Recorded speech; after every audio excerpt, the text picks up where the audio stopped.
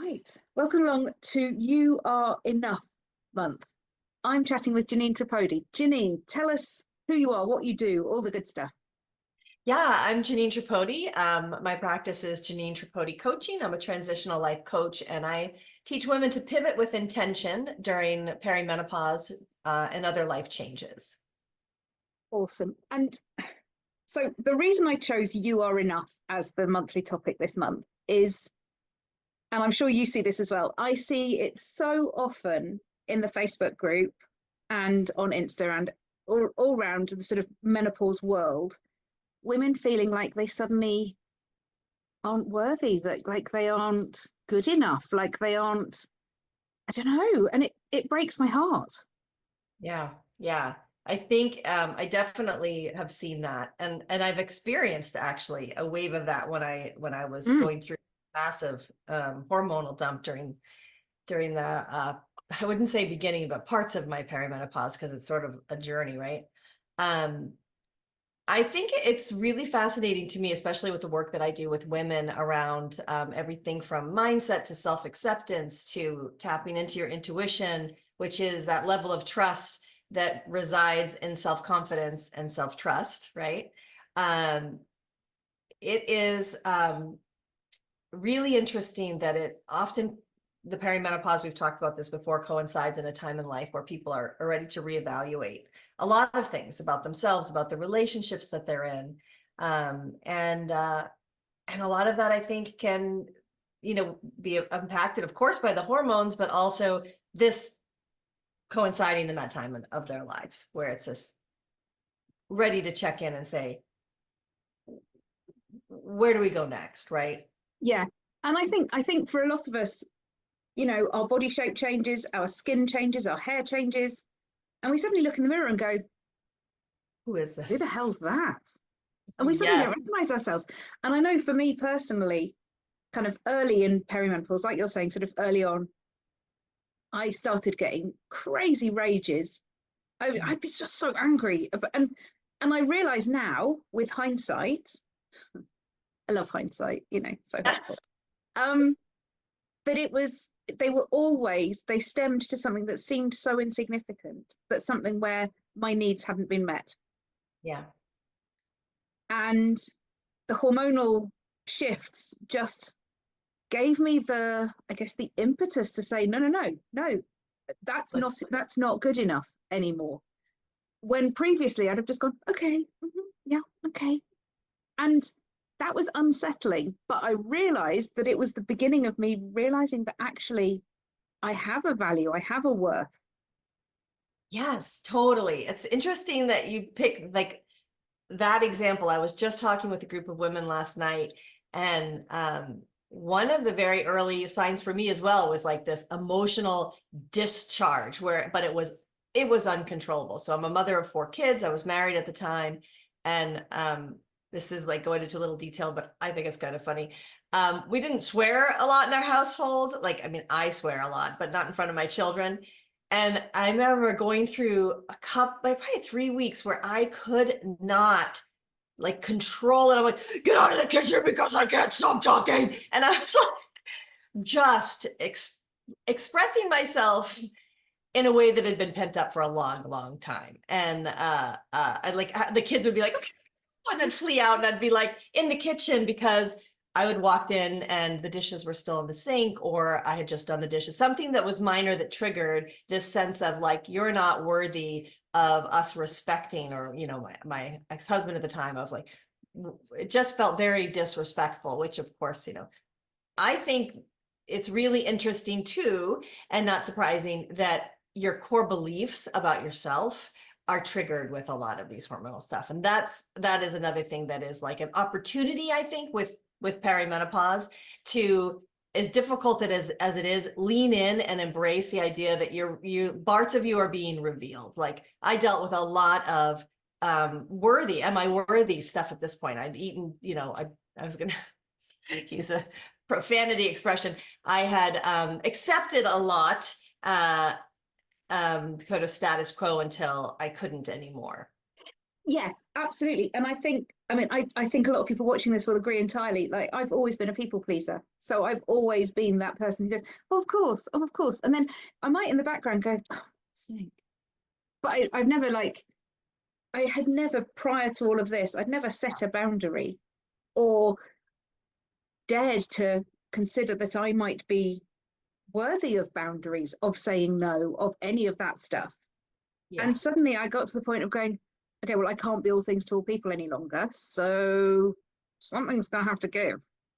Right, right. How many of us, I wonder, get to that point and it's like this blossom of reality, like, oh wait, okay, here we are and we need to make a shift. But then I know, because I know a lot of my clients deal with this, it's almost like you're there, you're ready to see that you're ready for a change, but then it's reversed and turned inward. And it's like, well, that's shut down again. So I don't know, as we're talking, I would encourage any woman who's feeling that rage rise up, or even if it's not rage, but just rage, but emotional upheaval. Your emotions are telling, they're directionals, right? They're telling us what to look at in our lives. So I'm jumping a little bit, but I think it's like the perfect segue to talk about how recognize that your emotions are not just hormonal. They are hormonal, but they might be triggered by hormones, but like look at what's underlying and maybe where it's ticking up, right? Yeah, so emotions are the no, I agree entirely. And I think for me, it was weird because like, I'm not really an angry person. That's not really who I am. So that suddenly felt very out of my control.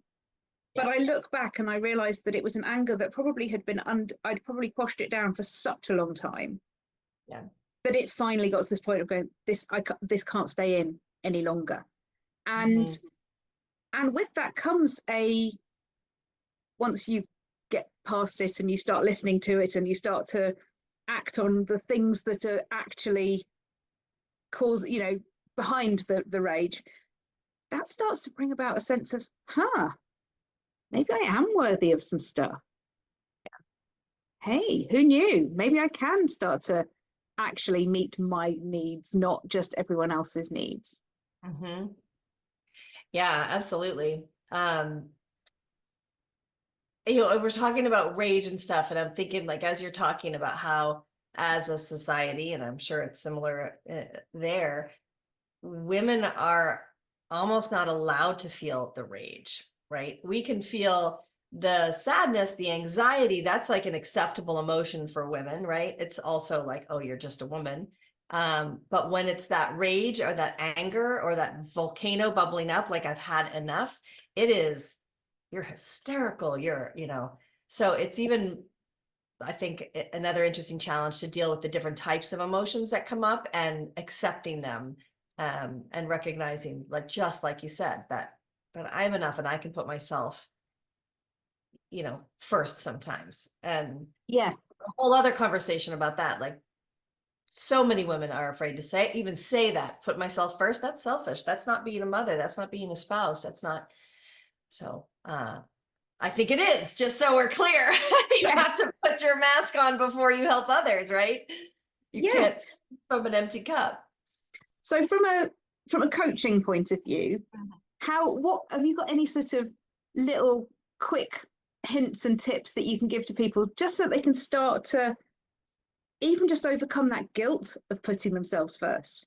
Yeah, I think the one thing I would do is like take yourself out of the moment if you can. And I do that. I don't know if we've talked about this, but there's a tapping, if you tap up right on your heart chakra, take several deep breaths. And this is an idea the purpose of this is to sort of pause and shift that constant pathway that you've got going on. And I said I'm not enough. That's not my story. And the words, that's not my story, whether it is your story or it isn't, it helps you to stop that railroad, that's going on in your head. So that's not my story. And it also connects you, that mind, body, spirit, where it connects your physical to the heart chakra, and then the mind to physical and the heart chakra.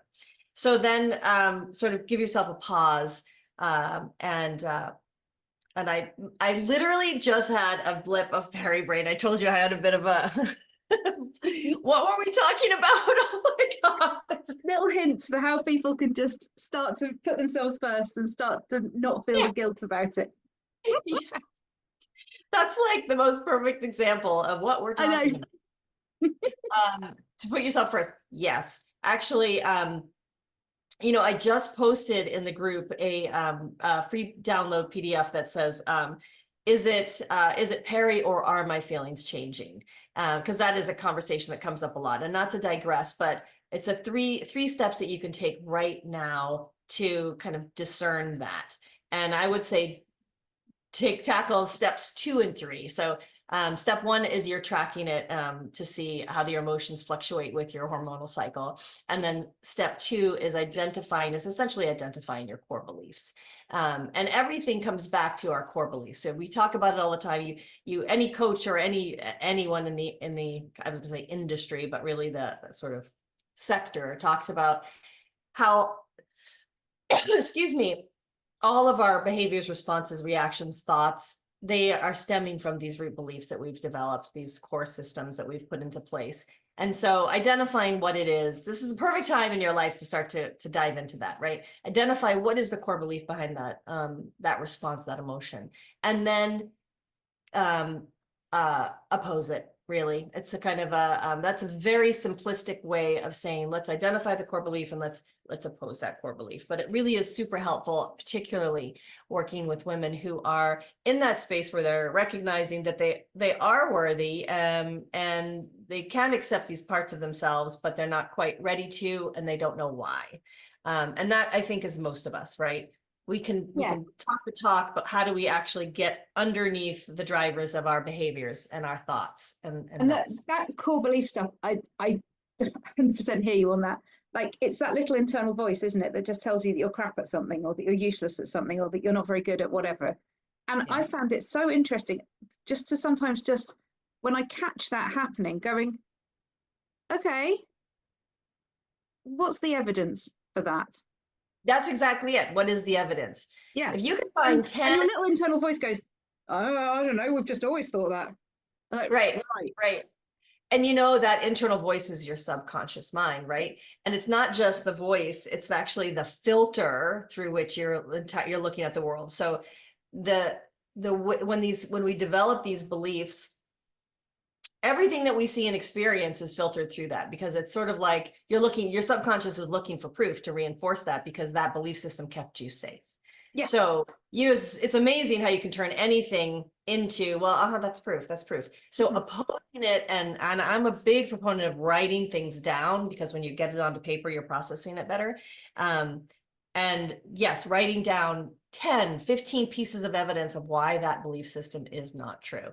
Most people have a difficult time figuring out what the belief system is. So like, I had a difficult time with the I am worthy, because I 100% think I'm worthy. What the hell? I have great self-esteem. I always thought I did, and I did in a lot of ways, but also in a lot of ways, I had developed this story that was rooted in my childhood that said my dad makes the best decisions for me, even better than myself, which then I took into my marriage. And I'm like, what? And yet this is what, so that was something I was undoing a lot for a lot of years in my 20s and 30s. And so my point being that it was hard to identify that, because it was just against what my conscious mind saw, how I saw myself.